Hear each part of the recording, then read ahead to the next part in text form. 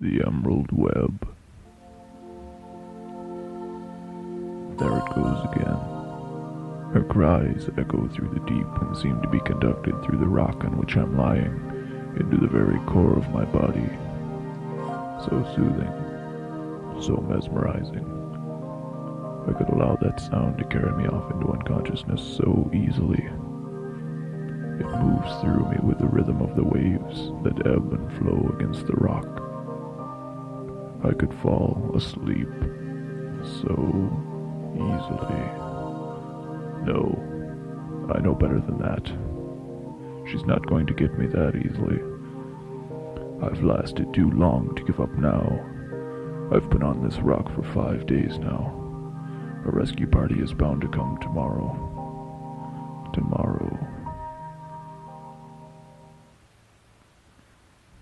It was Monday afternoon. Our fishing vessel, the Emerald Web, named after the colored nets we use in these brilliant green waters off the Caribbean Sea, off the coast of Belize, was fully rigged and floating peacefully at approximately 85 degrees longitude and 17 degrees north latitude. The nets had been laid for about 2.5 hours, and there was not much for the crew to do but wait for a school of albacore to run into them. By using colored nets which match the water, it is virtually impossible for the fish to spot the nets.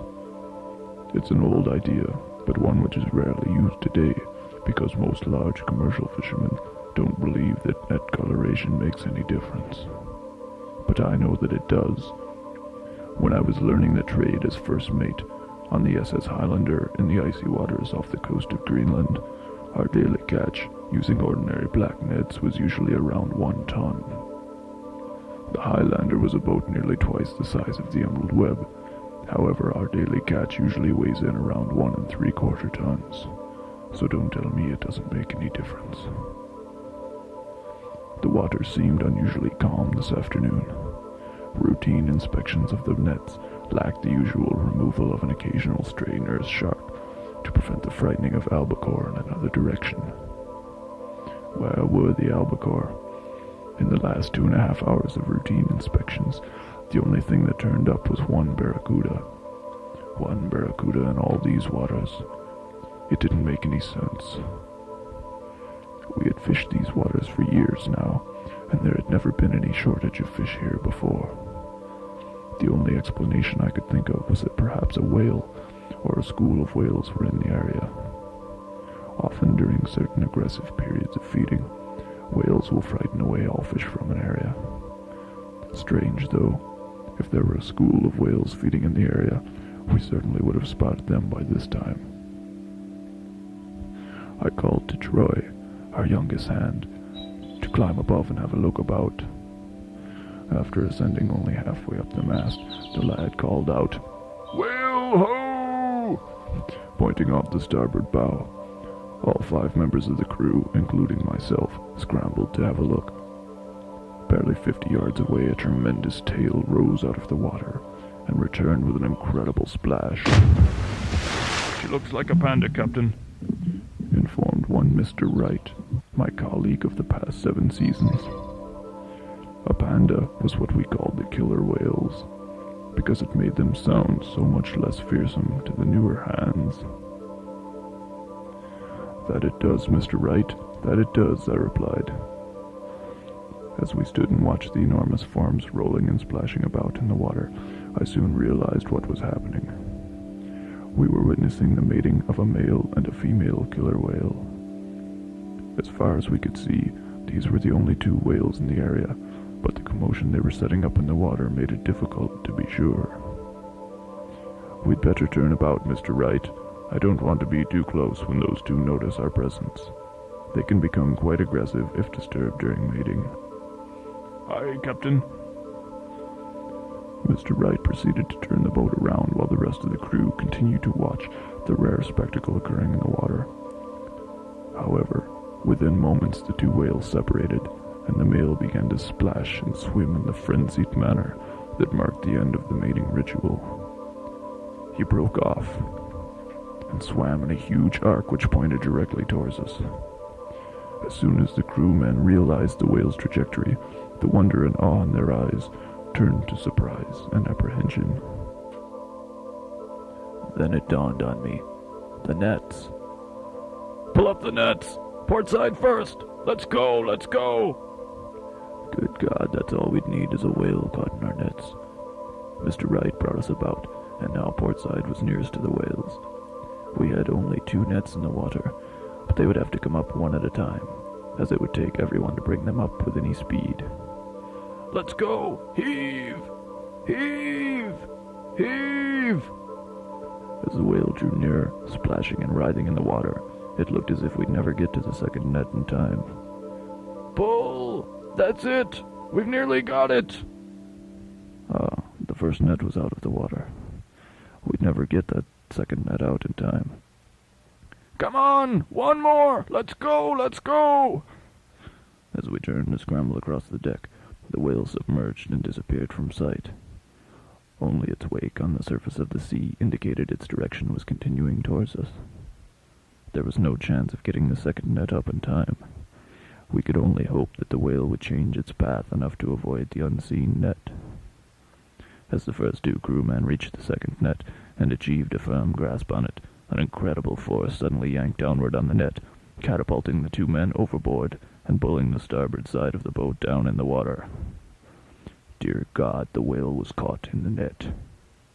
"Cut it loose! For God's sake, cut the net loose before it sinks us!"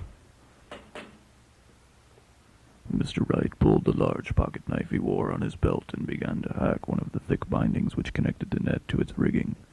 Troy pulled his pocket knife and released his hold on the base of the mast, allowing him to slide down across the deck directly to the side of Mr. Wright. The whale broke the surface of the water with a deafening splash, and turned and writhed wildly, the green net becoming more and more tangled about his body as he fought madly to free himself. The tremendous tail and head were alternately slamming violently against the hull, sending jarring tremors throughout the entire boat. I had to shout at the top of my lungs to be heard.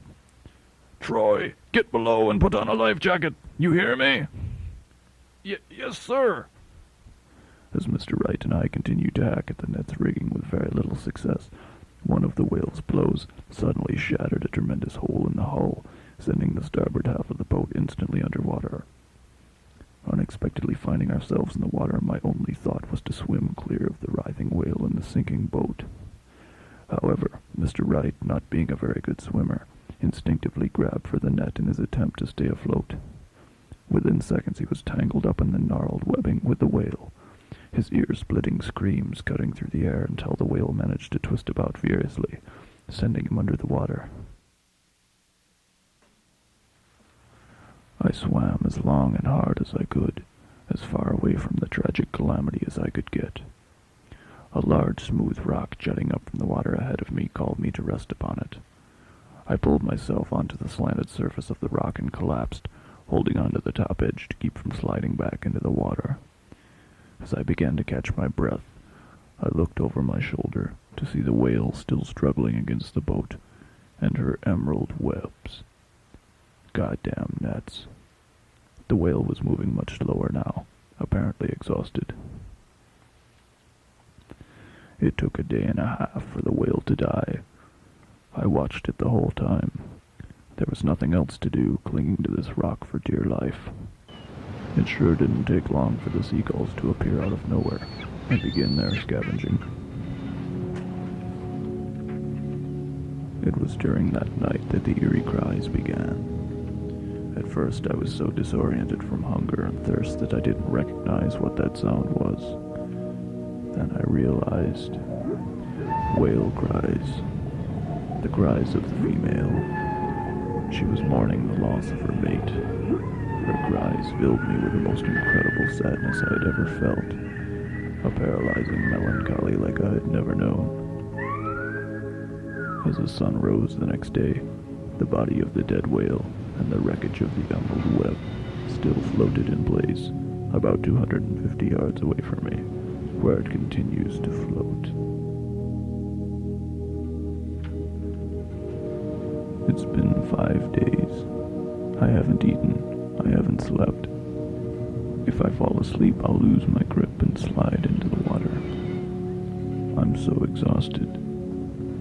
How much longer can I stay awake? I'm so tired. She's still crying out there.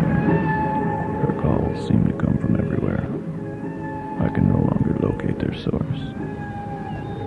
The water conducts the cries all around me, about me, through me. They're calling me to sleep. So soothing, so hypnotizing. I can't remember ever feeling so numb. Someone will spot me before I fall asleep. Yes, I can relax for a minute. A minute won't hurt. Yes, I can close my eyes. Just